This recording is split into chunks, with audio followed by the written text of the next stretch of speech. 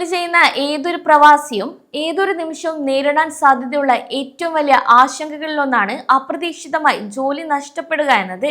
പ്രത്യേകിച്ച് കമ്പനികളിൽ ചിലവ് ചുരുക്കൽ, സാമ്പത്തിക പ്രതിസന്ധി തുടങ്ങിയ കാരണങ്ങൾ പറഞ്ഞ് പെട്ടെന്ന് ജീവനക്കാരെ പിരിച്ചുവിടുമ്പോൾ പലരും കടുത്ത ആശങ്കയിലാകാറുണ്ട്. എന്നാൽ കമ്പനി സാമ്പത്തിക കാരണം പറഞ്ഞ് പെട്ടെന്ന് പിരിച്ചുവിട്ടാൽ നിങ്ങൾ മിണ്ടാതിരിക്കേണ്ടതുണ്ടോ? അത് നിയമവിരുദ്ധമായ പിരിച്ചുവിടലാണോ? അതോ ലേബർ നിയമം അനുസരിച്ച് നിങ്ങൾക്ക് അർഹതപ്പെട്ട സാമ്പത്തിക ആനുകൂല്യങ്ങളും നഷ്ടപരിഹാരവും ചോദിച്ചു വാങ്ങാൻ സാധിക്കുമോ? ഇത്തരം ചോദ്യങ്ങൾക്ക് മാനവവിഭവശേഷി സ്വദേശിവൽക്കരണ മന്ത്രാലയത്തിന്റെ തൊഴിൽ നിയമങ്ങൾ അടിസ്ഥാനമാക്കിയുള്ള കൃത്യമായ വിവരങ്ങളാണ് ഇന്ന് നമ്മൾ സംസാരിക്കുന്നത്.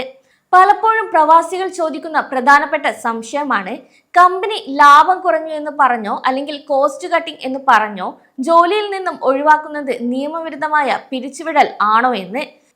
തൊഴിൽ നിയമമായ ഫെഡറൽ ഡിക്രി നിയമം നമ്പർ 33 ഓഫ് 2021 അനുസരിച്ച് സ്ഥാപനങ്ങൾ ബിസിനസ് പുനഃസംഘടനയുടെ ഭാഗമായോ അല്ലെങ്കിൽ സാമ്പത്തിക നഷ്ടം കാരണമായോ ആളുകളുടെ എണ്ണം കുറയ്ക്കുന്നത് കേവലം ഒരു നിയമലംഘനമല്ല.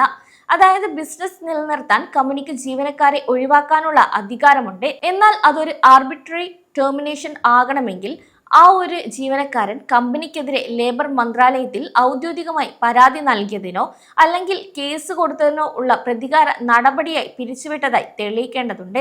എന്നാൽ കോസ്റ്റ് കട്ടിങ്ങിന്റെ പേരിൽ കമ്പനി നിങ്ങളെ ഒഴിവാക്കുകയാണെങ്കിൽ പോലും നിയമമനുസരിച്ച് നിങ്ങൾക്ക് ലഭിക്കേണ്ട 5 അടിയന്തര ആനുകൂല്യങ്ങൾ നൽകാൻ കമ്പനി പൂർണ്ണമായും ബാധ്യസ്ഥരാണ്.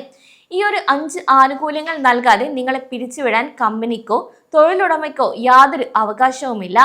ഒരു പ്രവാസി ജീവനക്കാരൻ ഇത്തരം സാഹചര്യങ്ങളിൽ നിർബന്ധമായും അറിഞ്ഞിരിക്കേണ്ട ആ ഒരു 5 അവകാശങ്ങൾ ഇനി എന്തൊക്കെയാണെന്ന് നോക്കാം.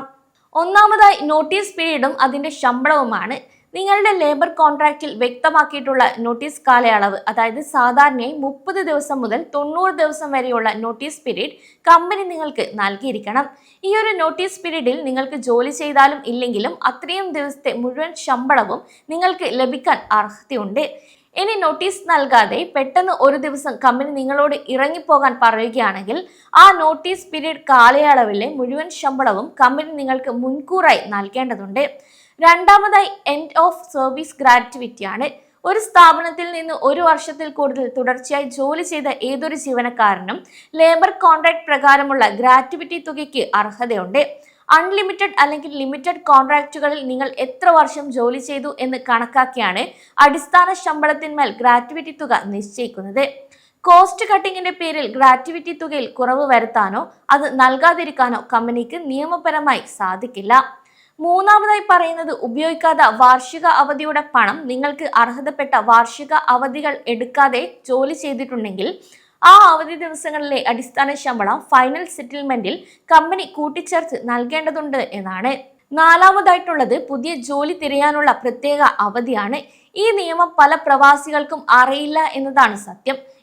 ലേബർ ലോ അനുസരിച്ച് കമ്പനി നിങ്ങൾക്ക് നോട്ടീസ് പീരീഡ് നൽകിക്കഴിഞ്ഞാൽ ആ നോട്ടീസ് കാലയളവിൽ ആഴ്ചയിൽ 1 ദിവസം പുതിയ ജോലി തിരയുന്നതിനായി അപേക്ഷിക്കാനോ ഇന്റർവ്യൂവിൽ പങ്കെടുക്കാനോ ആയി ശമ്പളത്തോടു കൂടിയ അവധി എടുക്കാൻ ജീവനക്കാരന് പൂർണ്ണ അവകാശമുണ്ട്. ഇതിനായി കമ്പനിക്ക് നിങ്ങളുടെ ശമ്പളം പിടിക്കാനും സാധിക്കില്ല.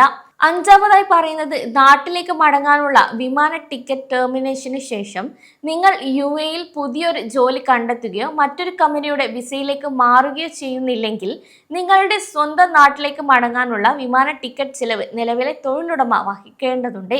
ഇനി ഏറ്റവും പ്രധാനപ്പെട്ട ചോദ്യത്തിലേക്ക് വരാം.